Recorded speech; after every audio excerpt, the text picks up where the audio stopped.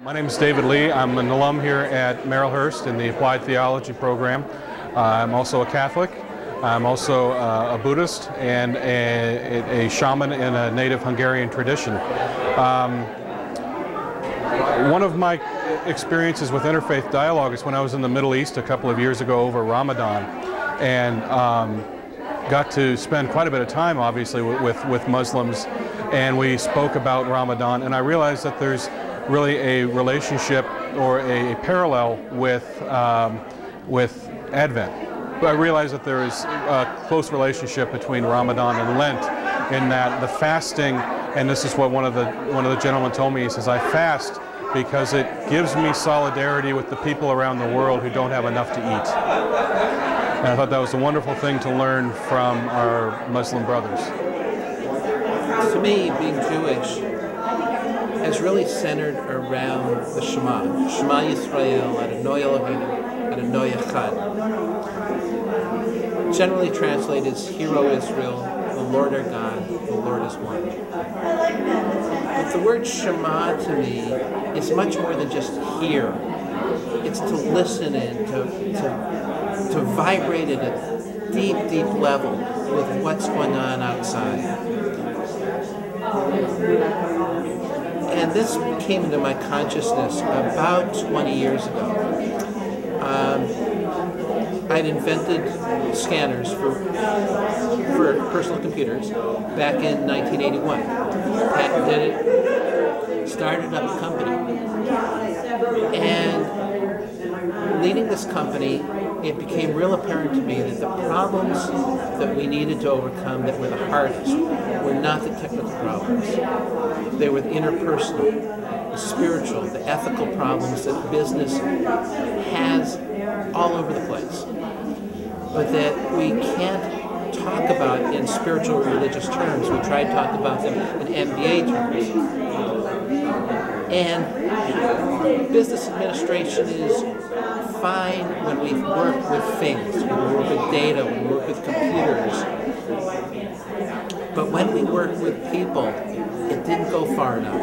And it really centered into my consciousness that what my MBA taught me and my years as a manager taught me was not enough to lead a business appropriately and in a way that was both effective, efficient, and caring of the people in the community, as well as the bottom line.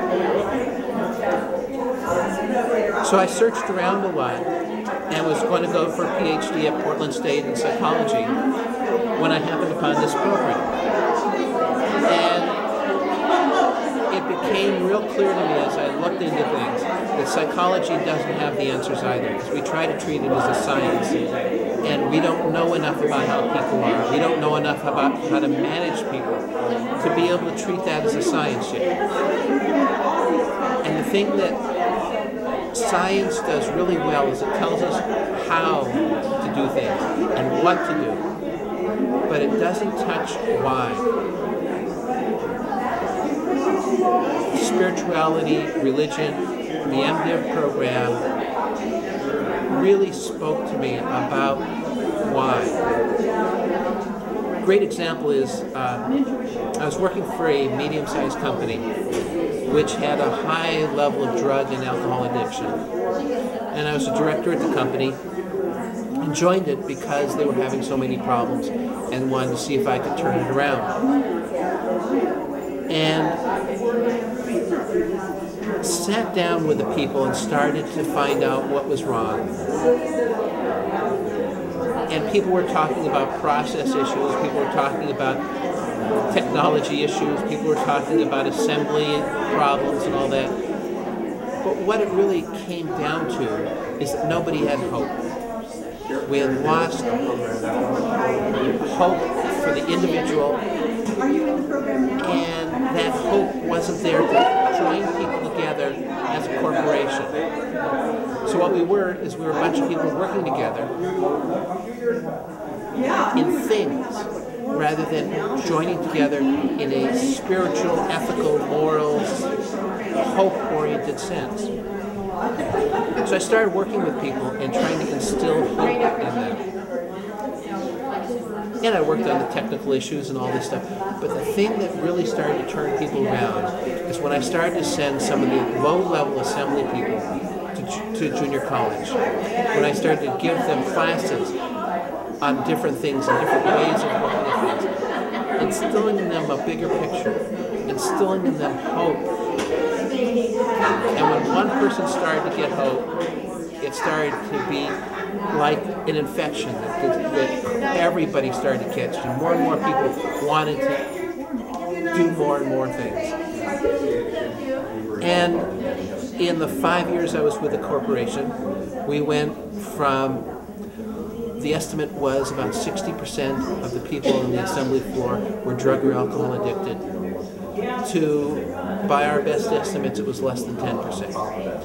We had a phenomenal amount of people that entered things like AA, got spiritually oriented with their churches or synagogues, or just started going to college or getting interested in their own lives. A lot of them went from playing video games every night to starting to do things with other people at night.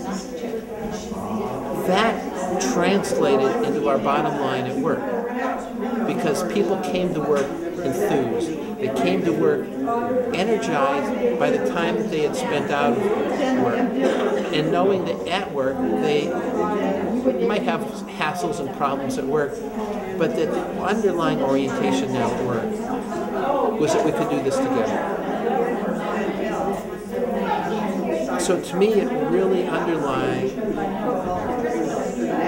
in America, we want to separate out religion from politics and religion from business. But what we've done by doing this is we've also let out ethics. We've let out morals and purpose. We've let out the human nature of people, and what we're trying to do is just deal with them as if, oh, you're just a work piece. We're no more important than a computer.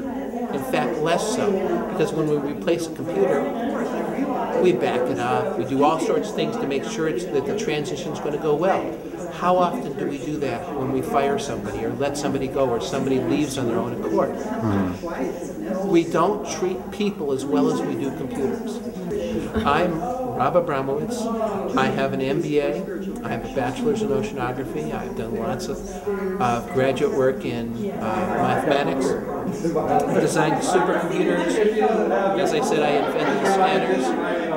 And my job, I decided about 15 years ago, was as a rabbi to business. And as a rabbi, I tell stories. And the stories I tell, I specifically orient towards the business so that we start telling ourselves a story that really, really works. Interfaith is actually my vocation in my life.